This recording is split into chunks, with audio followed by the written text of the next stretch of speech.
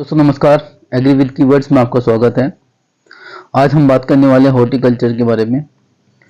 Horticulture मतलब उद्यान विज्ञान। ये बीएससी एग्रीकल्चर फर्स्ट सेमेस्टर का ये कोर्स होता है। जो भी इससे संबंधित जो भी क्वेश्चन आते हैं आपके एग्जाम में उनके सब के बारे में हम बात करने वाले हैं। ठीक है, तो सबसे पहले हम बात ये समझते हैं कि हॉर्टिकल्चर क्या होता है।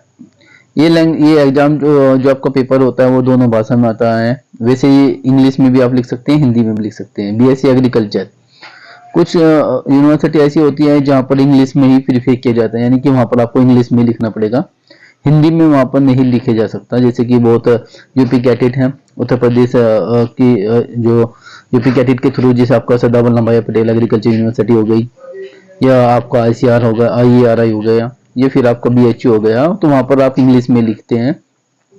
बट बीएससी एग्रीकल्चर हॉर्टिकल्चर का जो सिलेबस होता है फिफ्थ डीम्ड कमेटी का है, लगभग सभी जगह सेम होता है। आप चाहे तो इसे आराम से इसका स्क्रीनशॉट लेके पढ़ सकते हैं। हिंदी की अगर बात करें तो जो कैंडिडेट हिंदी में पढ़ना चाहते हैं, मैं यहाँ पर साथ साथ हिंदी में भी डिस्क्राइब करता रहूंगा। ठीक है, तो उसकी आपको चिंता नहीं होनी चाहिए। तो स्टार्ट करते हैं। सबसे पहले हॉर्टिकल्चर क्या होता है।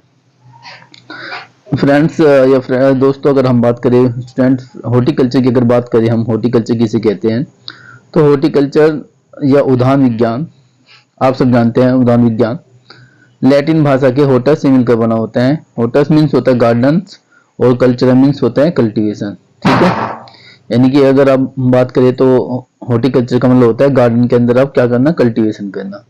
जब गार्डन के अंदर आप कल्टीवेशन करते हो तो वो हमारा क्या कहलाता है, हॉर्टिकल्चर कहलाता है। ठीक है, ये तो आपकी डेफिनेशन हो गई। हॉर्टिकल्चर किस भाषा का शब्द है ये पूछे जाते हैं। हॉर्टिकल्चर एक लैटिन भाषा का शब्द है। किस भाषा का है, लैटिन वर्ड से। ठीक है, लैटिन वर्ड से।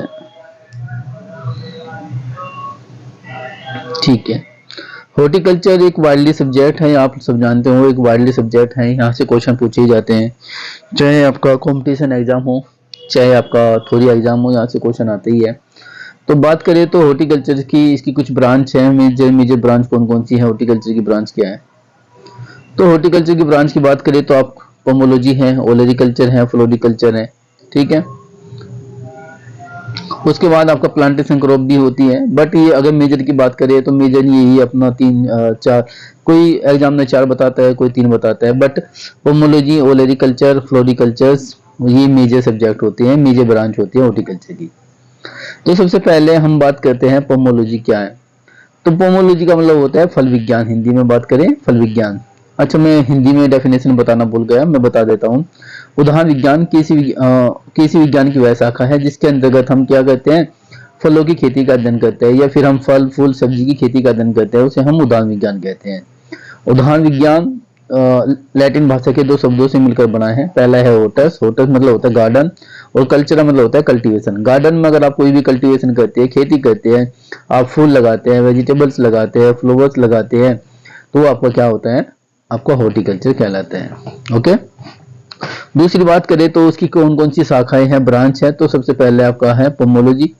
पोमोलॉजी में बात करते हैं, आप इसको बढ़ाना चाहे तो बहुत इसको लैंग्वेज को बढ़ा सकते हैं, इसकी डेफिनेशन को इंक्रीज कर सकते हैं, जैसे कि डिस्क्राइब कर सकते हैं। अगर मैं इसको बढ़ाना चाहूँ तो कैसे बढ़ा सकता हूँ, pomology the branch of horticulture in which study of fruit crop cultivation.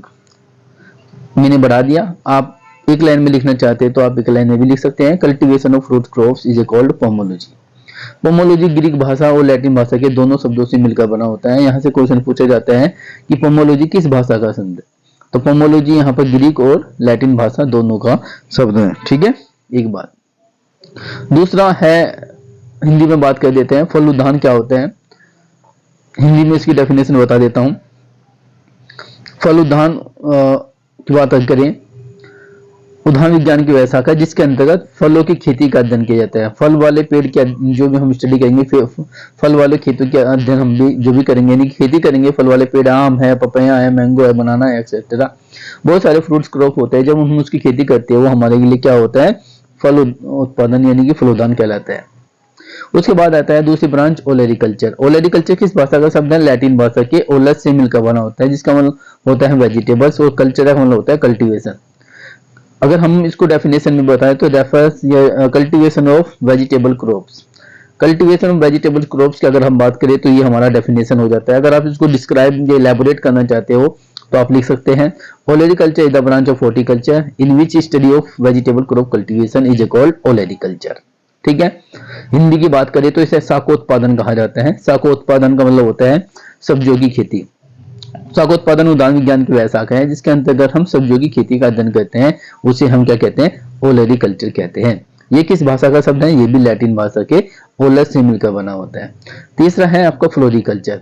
Floriculture की बात करें तो ये भी किस भाषा का शब्द है, लैटिन भाषा के फ्लोरस से मिलकर बना होता है। फ्लोरस मतलब होता है फूल और कल्चर का मतलब होता है कल्टीवेशन। फूलों की खेती के अध्ययन को हम क्या कहते हैं, फ्लोरिकल्चर या पुष्प विज्ञान या पुष्प उत्पादन कहते हैं। ठीक है। इसको इलेबोरेट करना चाहते हो तो आप ये डेफिनेशन आप लिखना चाहते हो तो इनफ है। अगर आप बहुत ज्यादा डेफिनेशन को इसके इलेबोरेट करना चाहते हो तो आप कर सकते हो। Floriculture is the branch of horticulture in which study of flower crop cultivation is called floriculture. ये मेन ब्रांच है। प्लांटेशन क्रॉप में क्रॉप्स होती है जिसको आप लगाते हो, जैसे आपका कॉफी है, रबड़ है, ठीक है, ये सब कॉफी है, टी है, ये सब प्लांटेशन क्रॉप होती है। उसके बाद आती है स्पाइसेस क्रॉप। ये आपकी मसाले वाली फसलें होती है जिससे आपको मसाले वगैरह मिलते हैं, जो भी मसाले वाले जैसे आप देख सकते हो ब्लैक पेपर वगैरह, ठीक है, कार्डमम वगैरह, ये सब उसी के अंतर्गत आती है। मेडिसिनल एंड एरोमेटिक प्लांट्स, ये भी आपका फ्लोरिकल्चर की ब्रांच होती है। ठीक है। इसी के स्टडी, इसके अंदर हम क्या स्टडी करते हैं, इसके हम आपको मेडिसिनल, आपको एरोमेटिक्स क्रॉप्स के बारे में स्टडी करते हैं। जैसे कि बात करते हैं, मेडिसिनल का मतलब होता है जो आपको औषधि देती है, एरोमेटिक होती है जो आपको सुगंध देती है। एरोमेटिक मेडिसिनल का मतलब जैसे आपको एलोवेरा हो गया, ठीक है।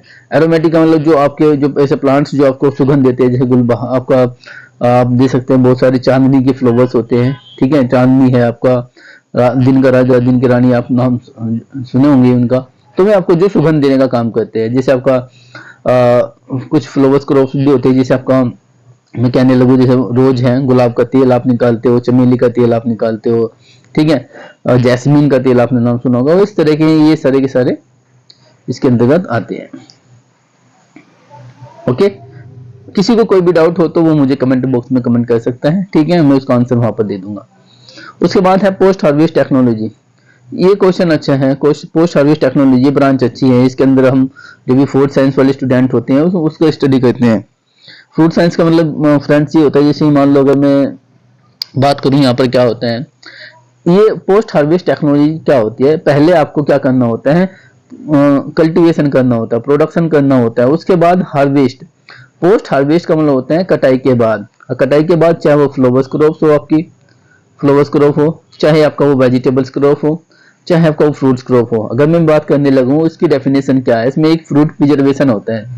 प्रिजर्वेशन क्या होता है, प्रिजर्वेशन का मतलब ये होता है कि हम किसी भी फूड वैल्यू या फूड पदार्थ को जब हम लॉन्ग टाइम तक रखते हैं, keeping for the long time without destroy, यानी कि किसी भी चीज को हम लंबे समय तक रखते हैं बिना उसकी क्वालिटी को खराब किए, उसको हम क्या कहते हैं, प्रिजर्वेशन का प्रयोग करते हैं। जैसे इसमें बहुत सारे प्रिजर्वेशन का प्रयोग होता है। जैसे कि मैं बात करने लगूं, आपने आम का अचार देखा होगा, आपने आंवला का मुरब्बा देखा होगा, आपने जैम जेली देखी होगी, आपने जो आम का जो अचार बनाया जाता है फ्रेंड्स या स्टूडेंट्स, उसमें क्या होता है कि उसमें हम प्रिजर्वेटिव मिलाते हैं, जैसे नमक मिला दिया, तेल मिला दिया, तो वे क्या करते हैं, उसकी क्वालिटी को मेंटेन करते हैं लॉन्ग टाइम तक, ठीक है, तो उसको हम प्रिजर्वेशन कहते हैं। इसमें वही स्टडी किया जाता है, बहुत सारी चीजों को स्टडी किया जाता है। यहाँ पर क्या होता है कि इसमें deal with the post harvest handling, harvest के बाद ही यहाँ पर क्या होता है फ्रेंड्स, डीलिंग की जाती है।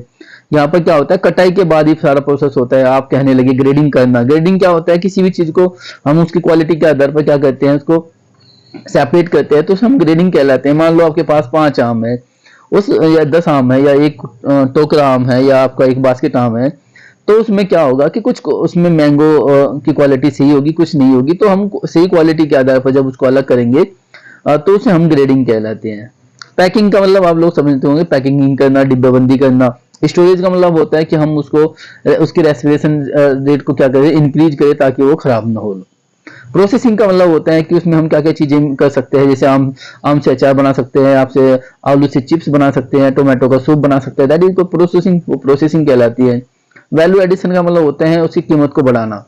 वैल्यू एडिशन का मतलब होता है किसी चाहे वो वेजिटेबल्स हो, फ्रूट्स हो, चाहे वो आपका फ्लावर्स हो, उसकी क्वालिटी को, उसकी वैल्यू को ऐड करना, उसका पैसा इनकम को बढ़ाना। जैसे मैं कहने लगूं कि अगर गुलाब के तेल है, गुलाब का तेल का जो गुलाब है वो 20 रुपये 50 रुपये का एक पौधा, एक कट फ्लावर्स है वो बिकता है, लेकिन उसके रोज को अगर हम एक्सट्रैक्शन करें और बेचे तो वो हमें क्या करेगा, महंगा मिलेगा। तो इसे कहते हैं कि वैल्यू एडिशन को इंक्रीज करना। आप रोज को ऐसे बेच रहे हो, वो 10-20 रुपए का जा रहा है, 50 रुपए का जा रहा है मैक्सिमम, बट उसके ऑयल की बात करें तो उसका 0.1% यानी कि थोड़ी सी मात्रा ऑयल की वही 50 रुपए की जा रही है। तो इसका मतलब है कि उसको वैल्यू, उसकी वैल्यू को एडिट करना। प्लांट प्रोपेगेशन क्या होता है, बहुत अच्छा पॉइंट है, ये क्वेश्चन भी पूछा जाता है। प्लांट प्रोपेगेशन ये ब्रांच नहीं है, देखो दोस्तों ये ब्रांच नहीं है, इन्होंने ब्रांच को यहाँ पर डिस्क्राइब कर दिया है, बट ये ब्रांच नहीं है। ये यहाँ पर ये बता रहा है कि इन स्टडी हम हॉर्टिकल्चर में करते हैं, बट ब्रांच वही है। तो ओलेरिकल्चर है, फ्लोरिकल्चर है, पोस्ट हार्वेस्ट टेक्नोलॉजी भी आ जाती है। ओलेरिकल्चर, पोमोलॉजी हो गया, ओलेरिकल्चर हो गया, फ्लोरिकल्चर, पोस्ट हार्वेस्ट टेक्नोलॉजी, बस इतनी ब्रांच होती है। प्लांट प्रोपेगेशन का मतलब क्या होता है? प्लांट प्रोपेगेशन का मतलब ये होता है फ्रेंड्स, जब हम एक सिंगल प्लांट से मल्टीपल प्लांट को प्रोड्यूस करते हैं, उस प्रोसेस को हम क्या बोलते हैं? प्लांट प्रोपेगेशन कहते हैं, पादप प्रवर्धन कहते हैं।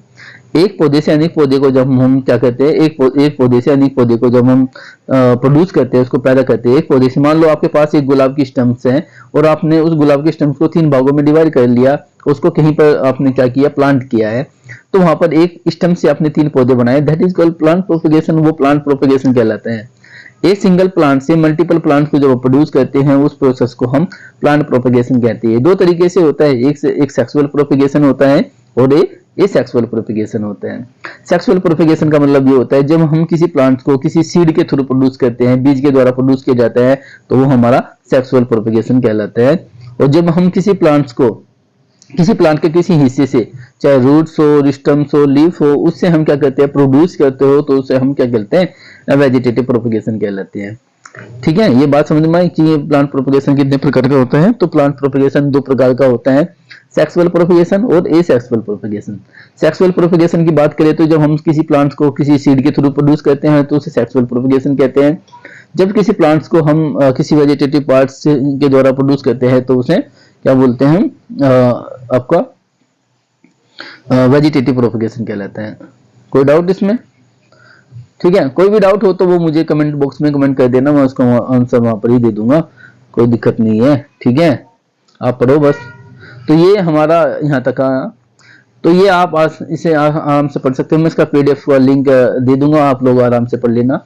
उसके बाद क्वेश्चन इसी में आता है, 10 नंबर का क्वेश्चन आता है और 110% आता है। मैं देखो एक चीज मैं आपको बताता हूँ, कैंडिडेट्स, स्टूडेंट्स, जो भी यहाँ पर स्टूडेंट हो या जो भी मेरी बात को सुन रहा है या मेरी वीडियो को देख रहा है, उसके लिए मैं कहता हूँ, अगर वो स्टूडेंट है इसीलिए वो मेरी वीडियो को देखने के लिए आया है, हो सकता है कुछ स्टूडेंट ना हो फिर भी, लेकिन मैं आपको बताता हूँ कि 80-20 रेशियो, 80-20 रेशियो का मतलब क्या होता है, इसको फॉलो कीजिए हमेशा लाइफ में। 80-20 की बात कर देता हूँ, यहाँ पर लिख देता हूँ 80-20। ये एक रेशियो होता है 80-20 का रेशियो। 80-20 का रेशियो क्या कहलाता है कि आप 80% मत पढ़ो कि आपके 20% नंबर आए, आप 20% पढ़ो कि आपके 80% नंबर आए। तो 80-20 रेशियो ये हम IBPS के थ्रू मैंने सीखा है। जो बैंक होते हैं, जितने भी बैंक एग्जाम लेते हैं, चाहे वो RRB हो, IBPS हो, SBI हो, कोई भी हो, जो अधिकारी रैंक की जो जॉब्स होती हैं, उसमें 80-20 रेशियो का मतलब ये होता है कि मैं 80 का रिटर्न रखते हैं और 20 का इंटरव्यू रखते हैं। तो यानी कि हम इसको अप्लाई कर सकते हैं अपनी लाइफ में कि 80% ना पढ़ो कि आपके 20% नंबर आए, आप 20% पढ़ो कि आपके 80% नंबर आए।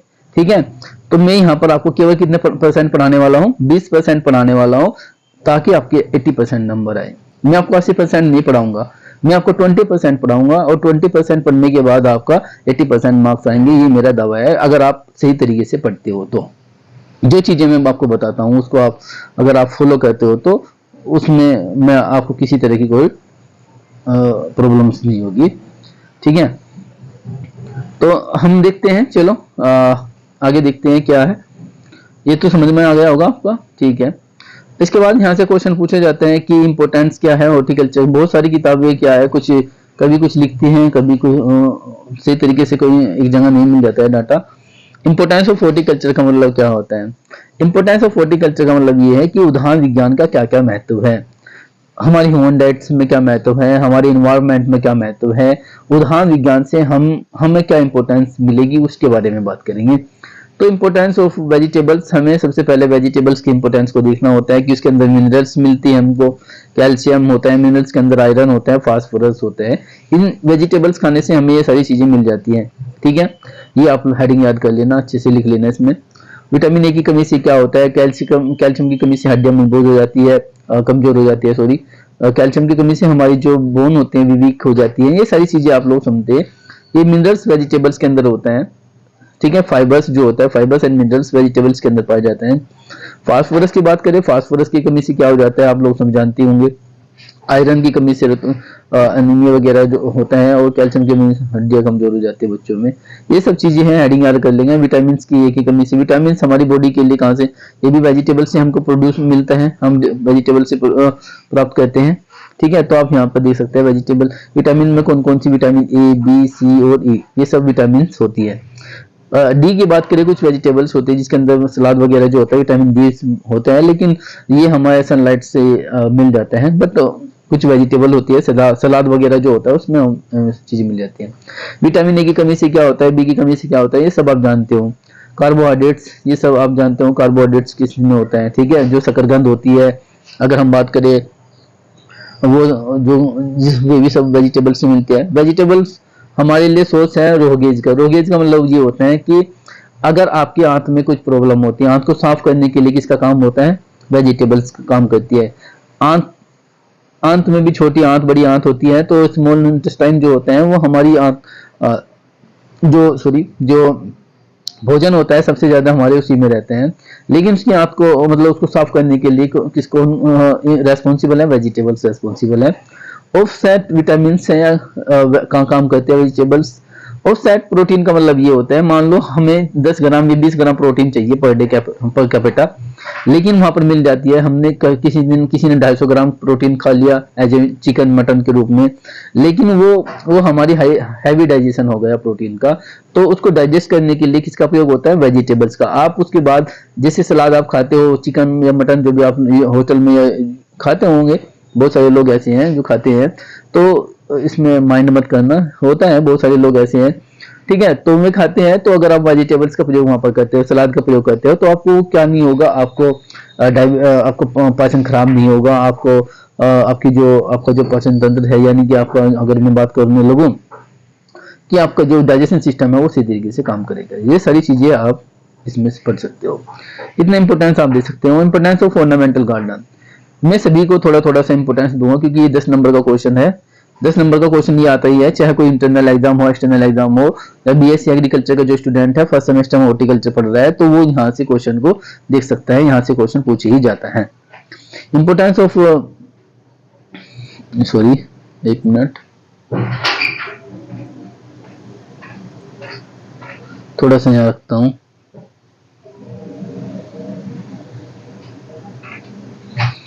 ठीक है, ओके, चलो। तो यहाँ पर आप देख सकते हैं इंपोर्टेंस ऑफ फ्लोरिकल्चर्स। फ्लोरिकल्चर्स के मतलब यही है कि जो ऑर्नामेंटल गार्डन होता है या फ्लोरिकल्चर है, उसका क्या इंपॉर्टेंस है हमारे लिए, उसके बारे में बात यहाँ पर करेंगे। ठीक है, ठीक है। तो सबसे पहले क्या होता है कि हमें ऑर्नामेंटल गार्डन, वही ऑर्नामेंटल गार्डन क्या होते हैं, अलंकृत बागवान होते हैं, जो आपके गार्डन को सजाने का काम करते हैं, आपके गार्डन को सजावट का जो भी काम करते हैं, वे सारे के सारे ऑर्नामेंटल गार्डन प्लांट होते हैं। जैसे अशोक आप कह सकते हो, जैसे हेज की बात कर सकते हो, आप सब की बात कर सकते हो, आप क्लिम्बस की बात कर सकते हो। जो भी आपके गार्डन को, आपके घर को ब्यूटिफिकेट अलंकृत करने का काम करते हैं, वो हमारे ऑर्नामेंटल्स होते हैं। रिक्रिएशनल इंपोर्टेंस है नंबर 1, ये मनोरंजन का इंपोर्टेंस है, यानी कि बहुत सारे लोग ऐसे होते हैं जो 8 घंटे की ड्यूटी करते हैं, उसके बाद वे आराम करना चाहते हैं, तो वे गार्डन्स में जाके अपने आप को मनोरंजन कर सकते हैं, अपने गार्डन्स में जाकर थोड़ा सा वहाँ पर चल से घूम सकते हैं। वो हमारे लिए रिक्रिएशनल इंपोर्टेंस होता है। दूसरी बात करें, ब्यूटीफाइंग एनवायरमेंट्स, आपके वातावरण को सजाने का काम करता है। स्पिरिचुअल एंड रिलीजियस इंपोर्टेंस है, बहुत सारे देखो स्पिरिचुअल एंड रिलीजियस इंपोर्टेंस का मतलब होते हैं धार्मिक का इंपोर्टेंस है। जैसे आपने देखा होगा बहुत सारे प्लांट्स, जैसे आपने बहुत सारे जैसे गौतम बुद्ध की बात करी, या बहुत सारे ऐसे प्लांट्स या फ्लावर्स होते हैं जो हमारे देवी देवताओं से जुड़े होते हैं, वे स्पिरिचुअल एंड रिलीजियस इंपोर्टेंस होता है, जिनका प्रयोग हम अपनी धार्मिक चीजों में करते हैं। ठीक है। इकोनॉमिक इंपोर्टेंस है, बिल्कुल इकोनॉमिक इंपोर्टेंस है। आप अपने फ्लावर्स को आप ग्रो करके आप बेच सकते हैं, आप उससे पैसा कमा सकते हैं वो, ठीक है। वो एक रूफ गार्डनिंग कर सकते हैं, छत पे आप लगा सकते हैं आप, ठीक है। ये सारे के सारे इकोनॉमिक इंपोर्टेंस होते हैं। उसकी बात करें तो इम्पोर्टेंस ऑफ पोमोलॉजी, पोमोलॉजी की बात करें तो आपका फूड वैल्यू को बढ़ाने का काम करता है। फूड वैल्यू में मैंने आपको बताया था मिनरल्स वगैरह होती है, विटामिन होती हैं। पैक्टिन एंड सेलुलोज के बारे में मैं बात करने वाला हूँ। पैक्टिन की बात करें तो पैक्टिन एक ऐसा एक ये एंजाइम होता है। क्या होता है? पैक्टिन एक एंजाइम होता है जो किसमें पाया जाता है? गवावा के अंदर पाया जाता है। ये हमारे डाइजेशन सिस्टम के लिए इंपॉर्टेंस है। पाचन तंत्र को मजबूत करने का काम कौन करता है? पैक्टिन करते हैं। अगर आप पैक्टिन को जानना चाहते हैं, आपने देखा होगा, आपने सबसे अच्छा जो जैम या जेली जो बनता है, वो जैम जो बनता है, और सबसे अच्छा जैम वो बनता है एप्पल का, और सबसे अच्छी जो जेली बनती है वो बनती है गवावा की। तो पैक्टिन की मात्रा ज्यादा होती है, इसीलिए वजह से वो जेली आपकी अच्छी बनती है, ठीक है। पैक्टिन हमारा डाइजेशन सिस्टम, पाचन तंत्र के लिए काम करता है। और फैट, प्रोटीन, कार्बोहाइड्रेट्स ये सभी मिल ही जाते हैं फूड्स में, ठीक है। फ्रूट्स की बात कर रहे हैं यहाँ पर, ये सब हेडिंग याद कर लेना, अच्छे से पढ़ लेना इनको, ठीक है। उसके बाद फीचर ऑफ हॉर्टिकल्चर का क्या क्या फीचर है, क्या आप थोड़ा सा बढ़ाना चाहो तो बढ़ा सकते हैं। फीचर के बारे में बात करना चाहते हो कि भविष्य में क्या इसके फीचर है, तो आप लिख सकते हो हॉर्टिकल्चर प्रोडक्ट मोस्टली यूटिलाइज हैं, फ्रेश स्टेट हैं, हाईली प्रीसिबल होते हैं। ये तो है ही क्या है कि वेजिटेबल हाईली प्रीसिबल है, अगर आप वेजिटेबल को नहीं रखोगे तो वो क्या हो जाता है? खराब हो सकते हैं। Horticulture need intensive cultivation, require the large input and of capital, labor and technology per unit area. Horticulture जो क्रॉप्स होती हैं उनको इंटेंसिव कल्टीवेशन की आवश्यकता होती है। Input, large input end of capital चाहिए, उनको पैसा ज्यादा चाहिए होता है। जैसे आप बात करने लगो पॉली हाउस, अगर आपको पॉली हाउस लगाना है तो आपके पास लेबर होना चाहिए, पैसा होना चाहिए। Culture operation like the propagation, training, pruning and harvesting skilled person कर सकते हैं। ऐसा नहीं कि कोई भी आदमी हॉर्टिकल्चर को कर सकता है, नहीं। इसके कुछ फीचर है, जैसे ट्रेनिंग करना है आपको, कल्चर ऑपरेशन लाइक प्रोपेगेशन अगर आपको करना है तो उसके लिए आपको training, pruning, harvesting skill person चाहिए होते हैं, कोई ऐसा आदमी नहीं कर सकता है। उसके बाद है horticulture produce other rich source of vitamin and minerals and alkaloid. ये सब है रिच सोर्स है, मैंने अभी बताया, अल्कलाइड्स वगैरह मिल जाते हैं इसके अंदर, विटामिन होते हैं, रिच सोर्स होते हैं। एस्थेटिक ग्रेटिफिकेशन है, बहुत सारे कल्चर साइंस से जुड़े हुए हैं, ठीक है। हमारी धार्मिक चीजों से इनका इंपॉर्टेंस है। इंपोर्टेंस बहुत सारा है, और भी आप थोड़ा सा और आप देख सकते हैं इसमें, ये आप देख सकते हैं। किसी को ज्यादा एक्स्ट्रा पढ़ना चाहते हैं, पढ़ना चाहिए, अगर कोई ऐसा कैंडिडेट है जिसको एक्स्ट्रा चाहिए तो वो यहाँ पर देख सकता है। इंपोर्टेंस की बात करें तो मैं पहले ही बात कर चुका हूँ इनके सारे सबके बारे में। अगर किसी को और थोड़ा एक्स्ट्रा पढ़ना है तो वो यहाँ पर देख सकता है, बट वो जो मैंने पढ़ाया है इसको ये है। स्कोप में क्या है? Incentive for the farmers, incentive of the farmers के लिए, ठीक है, इंसेंटिव है। एडोप्टेबिलिटी है कि ऐसा नहीं है कि ये हॉर्टिकल्चर ऐसी जगह नहीं है कि कोई नहीं कर सकता, सभी जगह एडोप्टेबल है। आप भारत के किसी भी हिस्से में हो, आप उसको वहां पर आराम से क्या कर सकते हो? आराम से वहां पर उसको कल्टीवेट कर सकते हो। नेसेसिटी तो है ही, क्या जरूरत तो है ही, इसको लोगों की जरूरतें हैं। और उसके बाद यहाँ पर है थोड़ा सा एक्सपोर्ट वैल्यू इसकी है। एक्सपोर्ट वैल्यू में मैंने बताया कि फ्लावर्स को एक्सपोर्ट कैसे सकते हैं। अच्छा है, ये सब क्लासिफिक दूसरा पॉइंट चल रहा है यहाँ पर है। ये यहाँ तक का आपका फर्स्ट लेक्चर होता है जिसका नाम है फ्लोरिकल्चर्स में आपका क्या बोलते हैं इसको, पार्ट 1 है ये। इसमें मैंने ये क्वेश्चन को डिस्क्राइब किया है, define of horticultures, importance, scope and their branches, मैंने इसको डिस्कस किया है। यदि किसी को कोई डाउट है उस संबंध में तो मुझे कमेंट बॉक्स में कमेंट कर सकता है, ठीक है। ये थोड़ी छोटी वीडियो लाऊंगा 20-25 मिनट की, ताकि आपका हॉर्टिकल्चर्स 5-7 वीडियो में आपका हॉर्टिकल्चर कंप्लीट कर दूंगा। तो आज के लिए इतना ही फ्रेंड्स, फिर मिलते हैं आपसे, ठीक है, नेक्स्ट सेशन में। यदि हमारा वीडियो आपको अच्छा लगता है, हमारा कंटेंट आपको पसंद आता है तो हमारी वीडियो को लाइक कीजिए, हमारे चैनल को सब्सक्राइब कीजिए, हमको सपोर्ट कीजिए, हम आगे आपके लिए वीडियो लाते रहेंगे। धन्यवाद।